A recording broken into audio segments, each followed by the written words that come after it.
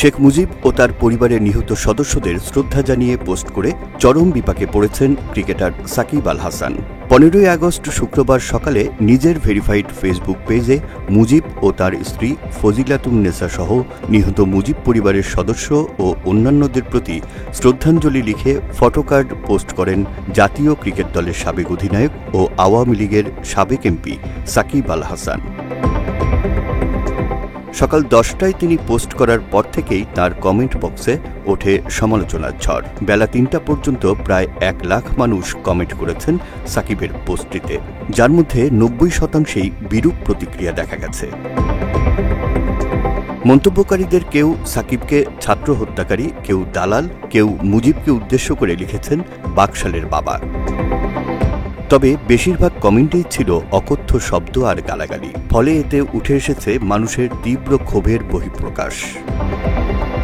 2006 সাল থেকে 24 পর্যন্ত দেশের ক্রিকেটে অনন্য অবদান রাখা সাকিব জাতীয় ক্রিকেট দলের অধিনায়ক হিসেবেও দায়িত্ব পালন করেন। শুধু তাই নয়, 2009 সালে ওয়ানডে ক্রিকেটে আইসিসি তাকে বিশ্বসেরা অলরাউন্ডার হিসেবেও ঘোষণা করেছে।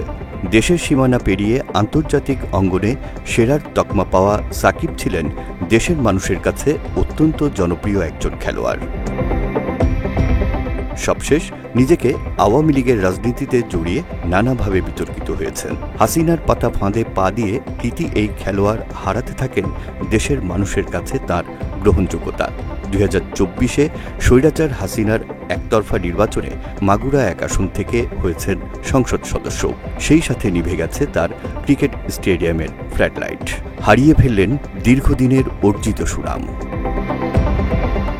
মাত্র 30% টাকায় জমির মালিক হয়ে নতুন বাংলাদেশের গড়ে তোলার স্বপ্ন দেখা বাংলা বসতি। 2024-এর গণ অভ্যুত্থানে যখন দেশ জুড়ে চলছিল হাসিনা বাহিনীর নির্মম হত্যাযজ্ঞ, তখনও দেশের ছাত্র জনতার পক্ষে কোনো শব্দ উচ্চারণ করেননি বিশ্বসেরা এই অলরাউন্ডার। উল্টো তার এবং তার বাবার বিরুদ্ধে উঠেছে ছাত্র হত্যার অভিযোগ। 24 আগস্ট মাগুরায় আওয়ামী লীগ ও অঙ্গ সংগঠনের নেতাকর্মীদের হামলায় 2 শিক্ষার্থী নিহত হয়েছেন। লীগের সেই কর্মী বাহিনীর নেতৃত্বে ছিলেন সাকিবের হয়ে মাগুরায় রাজনীতির দায়িত্ব পাওয়া তারই বাবা খন্দকার মাসরুর রেজা। এমন অভিযোগে দায়ের হয়েছে হত্যা মামলাও। জুলাই আন্দোলনে হামলা হত্যার অভিযোগে হাসিনার সাথে বেশ কয়েকটি মামলা হয়েছে হাসিনার মদতপুষ্ট সাবেক সংসদ সদস্য সাকিবের বিরুদ্ধেও। এরপর থেকেই পলাতক রয়েছেন তিনি ও তাঁর পরিবারের সদস্যরা। দীর্ঘদিন পর অজ্ঞাত স্থান থেকে 15ই আগস্টে শোক জানিয়ে পোস্ট করায় নতুন করে আবারও বিতর্কে জড়িয়েছেন সাকিব।